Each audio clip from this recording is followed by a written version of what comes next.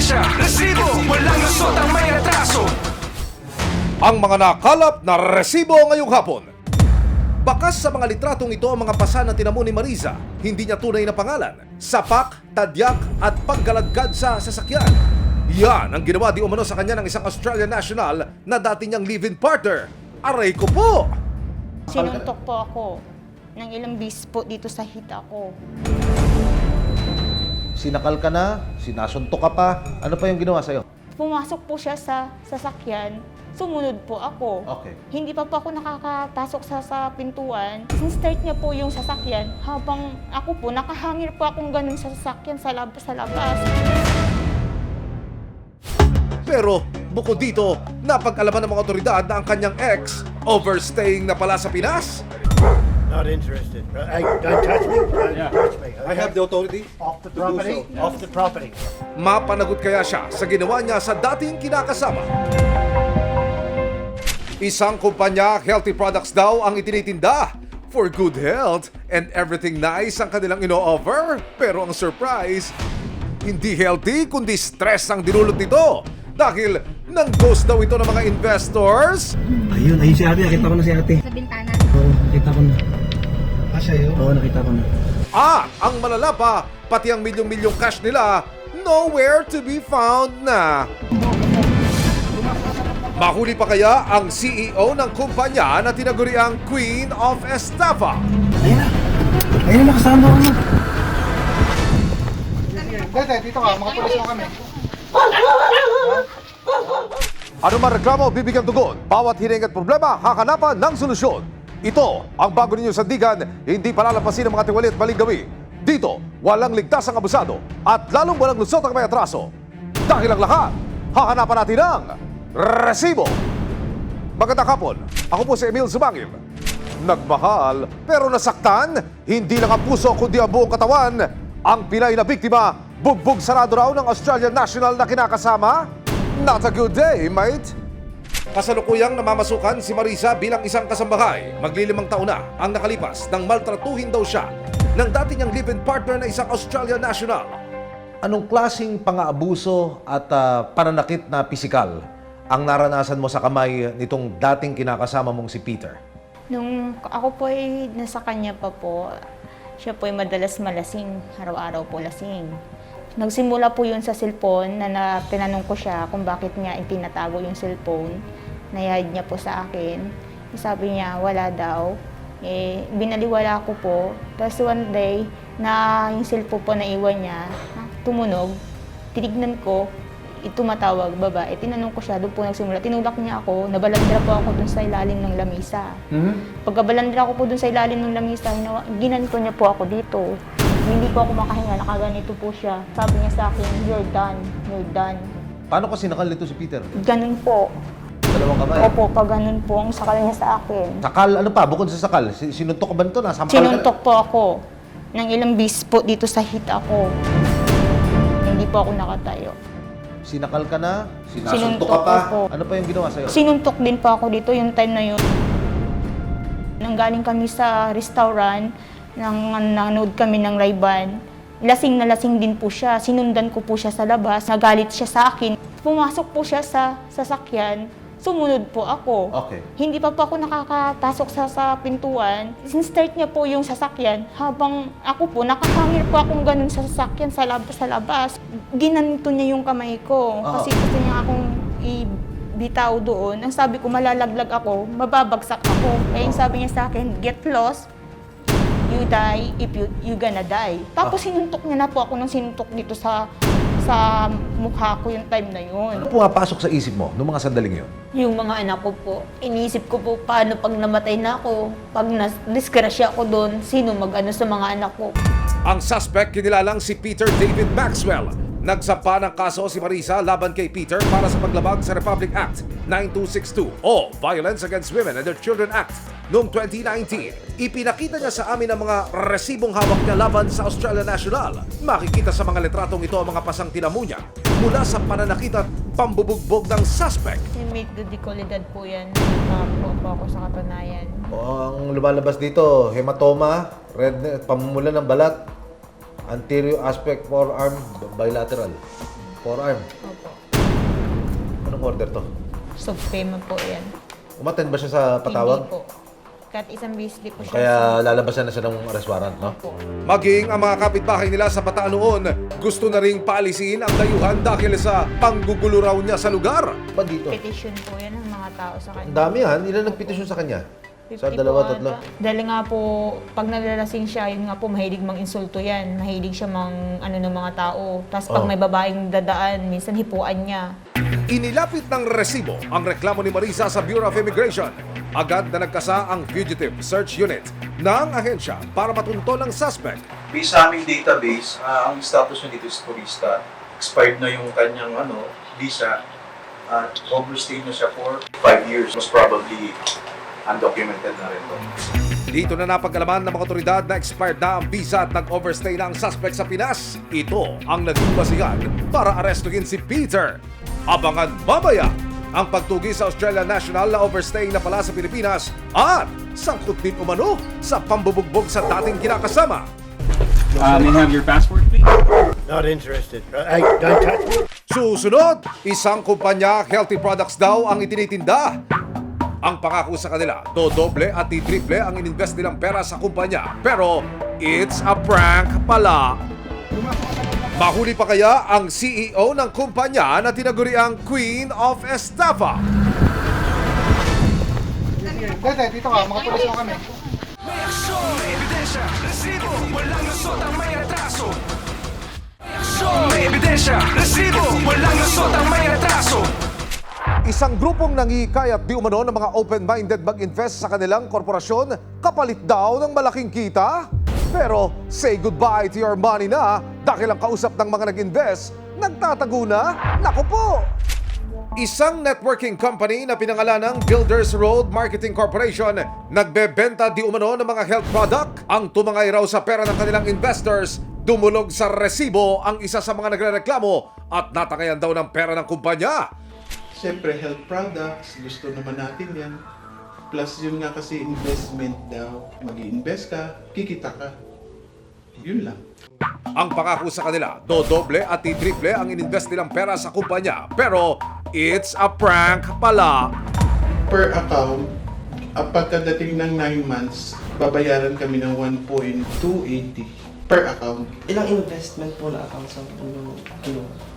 8. Gano'ng karami itong nailabas nyo para sa kumpanyang ito? I think 388. Sa account ko, mga 8 million. Bukod pa sa may bebenta, may freebies din silang nakukuha mula sa kumpanya in exchange of their membership. Sosyal! Premium membership ang PEG. A portion ng binayad mo sa isang account ay meron silang product na binigay. 10% of that tatanggapin mo 1 buwan. Pwede ibenta kung gusto mo. Pero nitong 2020, naging sketchy daw ang company at ni minsan hindi nakapag-payout si Ma'am. At maging ang owner o CEO na si Yvonne Ruelias, tuluyan na ring ng ghost. Naku po! Missing in action. Nung malapit na kasing due date, bale, so syempre nagpapalo ka. Ano na, ang comment is because pandemic, may mga delay daw sa mga transaction sa bangko, may parang malilate. 1 or 2 months na may adjustment. Pero hindi na sila makontak. May 2020, yun na, hindi mo na sila makontak. Sabi namatay daw yung kanyang nanay. Kaya ang tanong ko, kung mayroong namatay, paralyzed ang opisina. Stress ako sa mga anak ko una-una, tsaka yung finances. Kasi syempre, na-expect ko yun. I was traumatized. Sinampahan ng patong-patong na kaso ng syndicated estafa si Yvonne Ruelias. Tinagurian din siyang most wanted ng PNP sa city, regional at provincial level. Wow! To the highest level ah! Ilang taon din siyang hinarap ng mga otoridad hanggang sa makatanggap ng tip ang Philippine National Police, Criminal Investigation and Detection Group, Detection and Special Operations Unit o PNP-CIDG DSOU na nagtatago raw sa probinsya ng Abra ang suspect. Ayun si ate, nakita ko na si ate. Sa bintana. Oo, nakita ko na. Sa'yo? Oo, nakita ko na.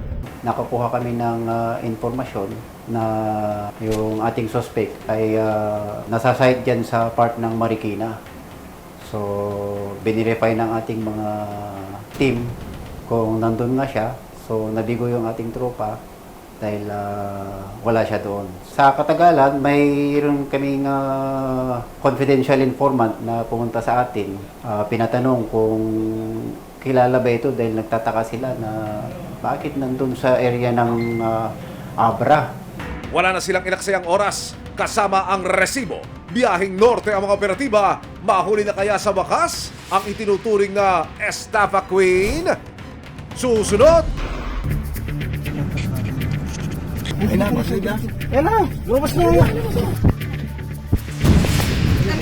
Dito ka, mga pulis mo kami.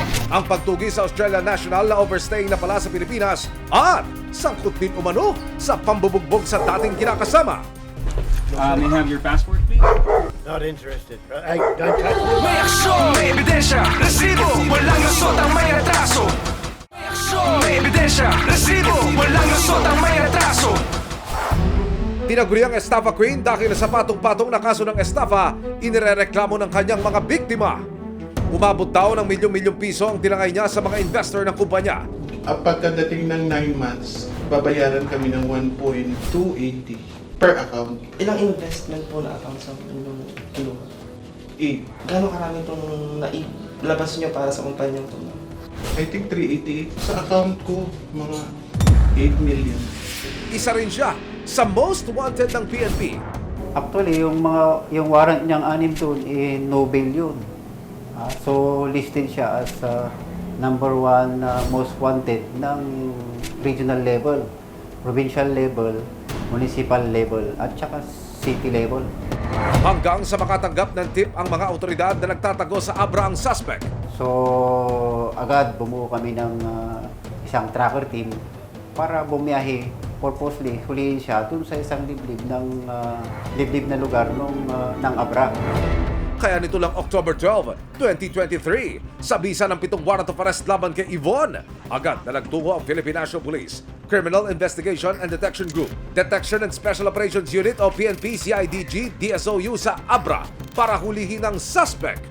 Pagdating sa Abra, agad na isinagawa ang briefing at planning sa paghuli sa suspect. Dumiretso na ang mga pulis sa target location. Kahit sa likod ka tumakbo, okay lang yan. Okay lang yan kasi ang maano lang natin, huwag nang makapasok ng bahay, yun lang po pinaka-focus natin. Hindi na siya makapasok sa loob ng bahay. Tara, tawagan mo, sabihin mo, pwesto tayo sa malapit. Pagdating sa lokasyon, nagmanman muna ang mga otoridad. Ayun yung kapilya, bago dumating sa kanya. Ayan, ito yung bahay ng target, sir. Ito. Yan yung malaki na kulay pulang bubong.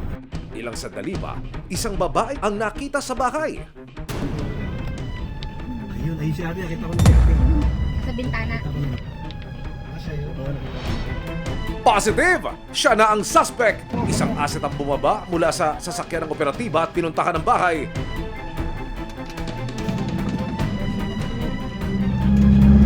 Diretso mo lang, diretso. Ayun na. Ayun na, nakasama ako. Tigil dito. Ayun na, masaya.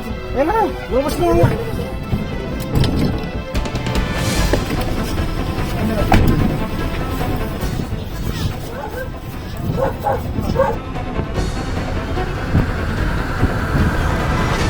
Dito ka, mga pulis mo kami.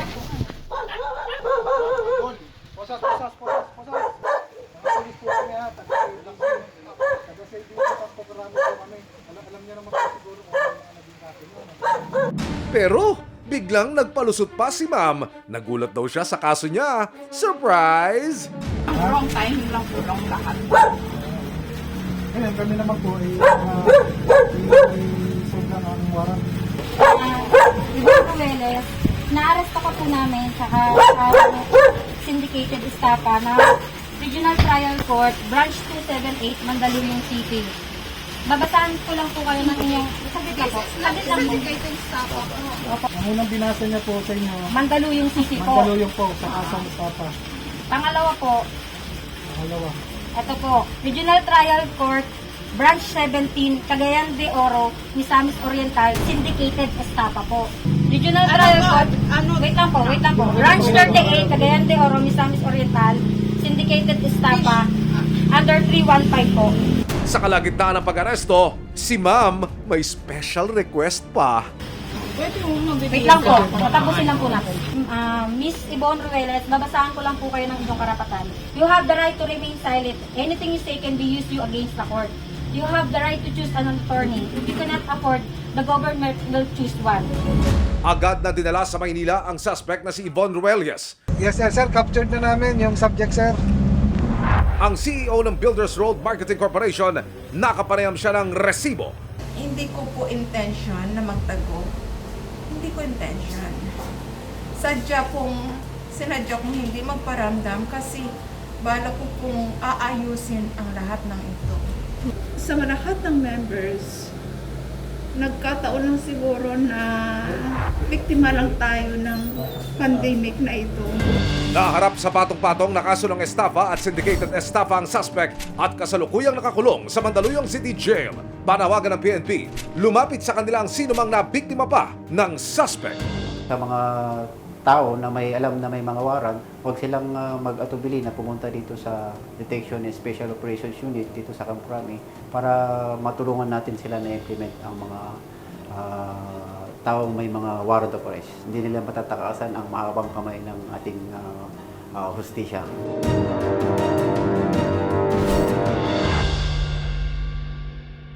Isang Australiano, ilang taon ng overstaying sa Pilipinas pero hindi lang pala ito ang kasong kinakarap niya dahil ang isang kasambahay na dati niyang kinakasama naglakas loob ng ikwento sa resibo ang kalbaryong dinanas niya sa kamay ng dayuhan. Sinuntok po ako ng ilang beses po dito sa hita ko. Sa pagdulog ng resibo sa Bureau of Immigration, nalaman naming expired na ang visa at overstaying na ang suspect na kinilalang si Peter David Maxwell sa bansa. Kung aerial view, ito siya, yung White House. Sabi nila nag-isang White House daw po sa beach front. Saan na magiging entry? Dito banda. That's all. Kaya naman kasama ang resibo, bumiyahe ang mga operatiba ng Bureau of Immigration papuntang Bataan kung saan huling nabataan ang suspect. Pagdating sa target location, kinailangan maghintay ng grupo ng hudyat ng asset. Sir, gaano kalayo lang po tayo sir sa location na pupunta natin sir? Siguro mga 100 meters. At ilang saglit pa, it's go time, mate!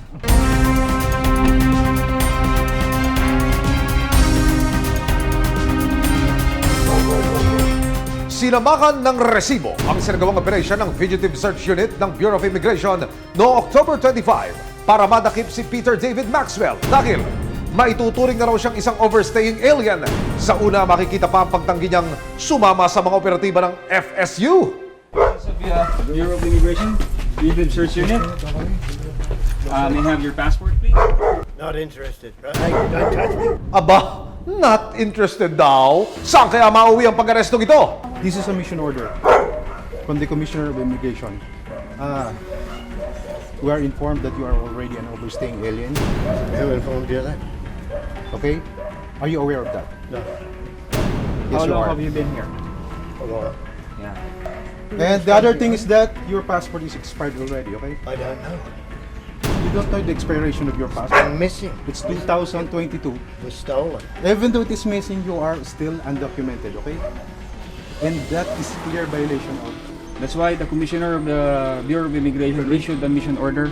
This is your name, your date of birth, your nationality, okay? Kumpirmado na siya si Peter David Maxwell. Ilang sandali pa, lumabas ang isang babae na bagong kinakasama pala ng suspect. Saan niyo siya dadalhin? Sa office ng Bureau of Immigration. You will go with us in the main office of Bureau of Immigration in Intramuros, Manila. I'm going to Manila? Yes.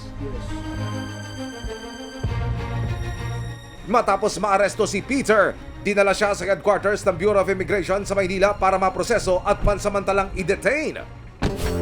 Isang araw matapos ang pag-aresto, ipinakita ko kay Marisa ang nangyaring pagdakip kay Maxwell. Ma'am, meron akong ipakikita sa yung video. Ha? Gusto ko malaman kung ito ba si Peter na dati mong asawa, na dati mong kinakasama, na inirereklamo mo. Opo, siya po. Anong pakiramdam mo? Ayan, no? May kasama ng mga otoridad yan. Nahawa po ako sa kanya, pero kailangan ko rin pong bigyan ng hustisya yung ginawa niya sa akin. This is no accident. It's no small overstay. There's somebody major behind this. They've got something against me. I've had many businesses, and I bring a lot of money to this country. So all I would like to say is, whoever's getting rid of me now, whoever's behind this major case, this is not just an overstay. This is something major. Para po personal na maidulog natin sa Bureau of Immigration ang hinaing ng ating kababayan, makakausap po natin sa pamamagitan ng telepono ang tagapagsalita ng BI, ng Bureau of Immigration, si Binibining Dana Sandoval. Ma'am Dana, magandang hapon po sa inyo. Ito ang tanong niya, unang-una. Makakabalik pa ho ba itong dayuhan dito sa ating bansa? Kapag ka mga ganito po ng mga foreign nationals na meron pong violation sa Philippine Immigration Act at nahuli po natin na ganito po ang kanilang kaso o kaya naman po may mga ginagawa po silang kalokohan dito at tag po natin sila as undesirable aliens, those are deportable offenses po, and with deportation comes also yung blacklisting. Pag blacklisted po, hindi na po allowed to enter the country again. Okay. Ma'am, isa pang tanong. Siya ho ay sinampahan din ng criminal case ng complainant. Ano ho naman ang mangyayari doon, Ma'am Dana? Thank you. Yes, kung meron po siyang criminal case dito sa Pilipinas, we would have to wait for the resolution of the case here in the Philippines before we can implement the deportation. Sa ngayon ay hinihintay pa ang paglabas ng warrant of arrest para sa kasong isinampa ni Marisa laban kay Peter. Kung sakali po na parusahan siya ng korte ng pagkakakulong for several years, we would have to wait for that po na kanyang iserve bago po natin ma-implement para makuha po yung full effect of justice. Yung Pilipina, baka meron ho kayong mensahe para ho mapawi sa kahit paano yung kanyang takot. Ano ho? Go ahead, ma'am. Makakaasa po kayo na ito pong kasong ito ay hindi po natin tatantanan. Talagang siya po ay mananatili sa ating mga piitan habang umaandar po ang kaso niya. Para kay Marisa, patuloy niyang ilalaban ang kasong isinampa niya laban kay Peter. Pero sa ngayon, tila nabunutan na raw siya ng tinig nang makitang nasa kamay na ng mga otoridad ang dating kinakasama. Anong nasa kalooban niyo? Masaya po ako, pero malungkot din po ako para sa kanya. Wala sila ditong lugar sa Pilipinas kung iinsultuhin man lang at tapag-tapakan yung pagkatao. Katulad ko, ako Pilipina ako. Ayaw kong yung sabihin sa akin na mismo sa sarili kong teritoryo na isa lang akong basura. Walang lugar sa lipunan ng sino man, Filipino man o dayuhan na malakit at mang-api ng ibang tao. Ilang taon ba nang lumipas, nariyan ang batas at ang mga otoridad para masigurong mapapanagot ang sino mang may atraso. Walang lusot ang may atraso.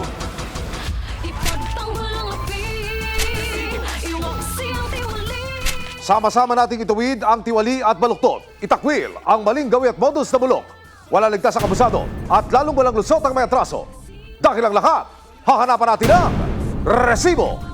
Hanggang sa muli, ako po si Emil Sumangil. May aksyon, may ebidensya, resibo.